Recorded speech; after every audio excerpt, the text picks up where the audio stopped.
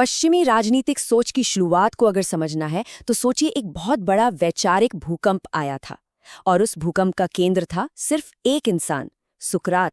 आज यही समझेंगे कि कैसे उन्होंने पूरी सोच का, पूरी फिलॉसफी का फोकस ब्रह्मांड से हटाकर हम इंसानों पर ला दिया। तो सुकरात की दुनिया में जाने से पहले जरा ये देख लेते हैं कि वो इतिहास में फिट कहाँ बैठते हैं। देखिए, पॉलिटिकल सोच को मोटे तौर पर 3 बड़े हिस्सों में बांटा जाता है और हमारी जो कहानी है वो शुरू होती है सबसे पहले दौर से, यानी प्राचीन युग से, जो शुरू हुआ था ग्रीस में। तो आज हम क्या क्या देखने वाले हैं? पहले समझेंगे कि सुकरात से पहले का माहौल क्या था, फिर बात करेंगे खुद सुकरात की, उनके उस मशहूर ट्रायल की, उनके जो जबरदस्त विचार थे उनको समझेंगे, और आखिर में देखेंगे कि उनकी विरासत आज तक कैसे हम सबके साथ है। चलिए शुरू करते हैं। आप ऐसा समझिए कि ग्रीक फिलॉसफी का जो इतिहास है ना, वो 2 हिस्सों में बटा हुआ है, बिल्कुल साफ साफ। और इन दोनों हिस्सों के बीच में जो लकीर खींचते हैं वो है सुकरात। मतलब एक दौर था सुकरात से पहले का और एक दौर था सुकरात के बाद का। और ये बदलाव इतना बड़ा था कि फिलोसोफर्स के जो सबसे बड़े सवाल थे वही बदल गए।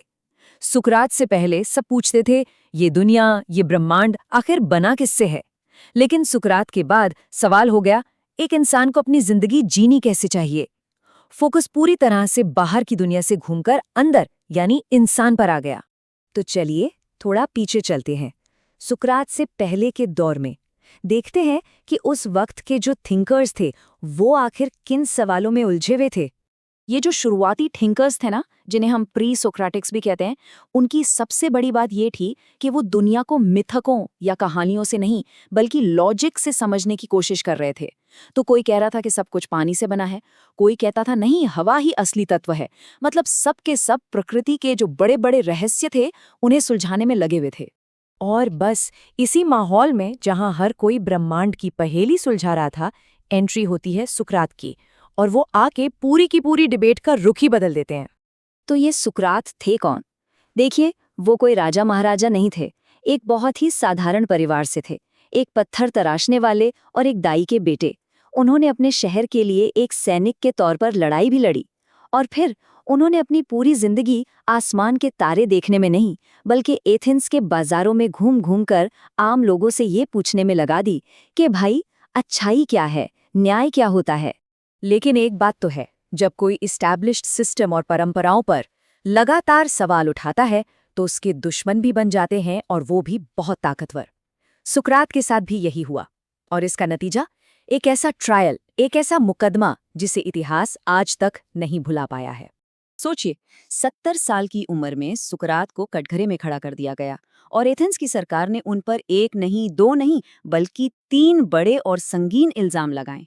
पहला आरोप था कि वो शहर के देवी देवताओं को नहीं मानते, दूसरा कि वो कोई नए ही देवता ले आए हैं, और तीसरा जो सबसे बड़ा इल्जाम था कि वो एथेंस के नौजवानों का दिमाग खराब कर रहे हैं, उन्हें हर चीज पर सवाल करना सिखाकर रास्ते से भटका रहे हैं। उनके जो स्टूडेंट्स थे, जिनमें प्लेटो भी शामिल थे, उन्होंने सुकरात से कहा आप यहाँ से भाग जाइए, हम सब इंतजाम कर देंगे। लेकिन सुकरात ने साफ मना कर दिया। उनका कहना था अगर मैं आज कानून तोड़कर भाग गया तो जिन सिद्धांतों के लिए मैं पूरी जिंदगी लड़ा वो सब खत्म हो जाएंगे, मेरे विचार मेरे साथ ही मर जाएंगे। लेकिन अगर मैं कानून का सम्मान करते हुए मौत को स्वीकार करता हूं तो मेरे विचार हमेशा जिंदा रहेंगे। तो सवाल ये उठता है कि आखिर ऐसे कौन से विचार थे, ऐसी क्या फिलॉसफी थी जिसके लिए सुकरात अपनी जान तक देने को तैयार थे। चलिए अब उनके इन मूल सिद्धांतों को समझते हैं। सुकरात के हिसाब से ज्ञान यानी नॉलेज 2 तरह की होती थी। एक वो जो हमें अपनी इंद्रियों से मिलती है, मतलब जो हम देखते हैं, सुनते हैं, महसूस करते हैं, और दूसरी थी असली नॉलेज जो हमें तर्क यानी रीजन और लॉजिक से मिलती है। उनका मानना था कि जो हम देखते सुनते हैं ना, वो पूरा सच नहीं होता। असली सच को पकड़ने के लिए तर्क की कसौटी पर चीजों को कसना ही पड़ता है। और ये सारे सिद्धांत आपस में जुड़े हुए हैं। सोचकर देखिए, अगर अच्छाई ही ज्ञान है और बुराई सिर्फ अज्ञानता है तो इसका मतलब क्या हुआ? इसका मतलब ये हुआ कि एक बेहतर इंसान बनने और एक बेहतर समाज बनाने का रास्ता सिर्फ और सिर्फ शिक्षा और तर्क से ही होकर गुजरता है। और ऐसे समाज को चलाने के लिए सबसे सही लोग कौन होंगे? जाहिर है वो जो ज्ञानी है, बुद्धिमान है, ना कि वो जिनके पास सिर्फ पैसा या ताकत है। यहाँ एक बहुत दिलचस्प बात है। सुकरात ने अपनी पूरी जिंदगी में खुद एक किताब, एक लाइन तक नहीं लिखी, कुछ भी नहीं। लेकिन देखिए, विडंबना ये है कि उनकी मौत ने उनके विचारों को इतिहास में हमेशा के लिए अमर कर दिया। तो फिर उनके विचार हम तक कैसे पहुंचे? उनके स्टूडेंट्स के जरिए, खासकर प्लेटो। प्लेटो ने जो कुछ भी लिखा, उसी के जरिए आज हम सुकरात को जानते हैं।